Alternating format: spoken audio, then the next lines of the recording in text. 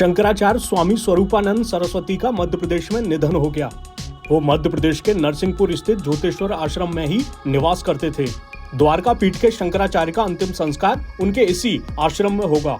हिंदू परंपरा के अनुसार उन्हें भू समाधि दी जाएगी।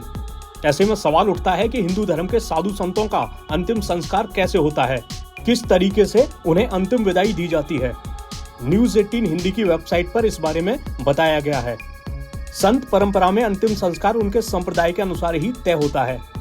वैष्णव संतों को ज्यादातर अग्नि संस्कार दिया जाता है, लेकिन सन्यासी परंपरा के संतों के लिए 3 संस्कार बताए गए हैं। इन 3 अंतिम संस्कारों में वैदिक तरीके से दाह संस्कार तो है ही, इसके अलावा जल समाधि और भू समाधि है। कई बार सन्यासी की अंतिम इच्छा के अनुसार उनकी देह को जंगलों में छोड़ दिया जाता है।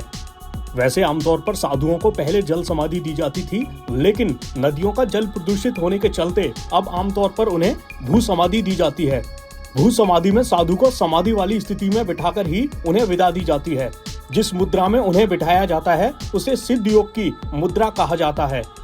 आमतौर पर साधुओं को इसी मुद्रा में समाधि देते हैं।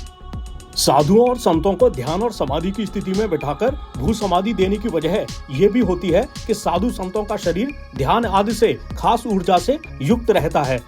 इसीलिए भू समाधि देने पर उनके शरीर को प्राकृतिक तौर पर प्रकृति में मिलने दिया जाता है।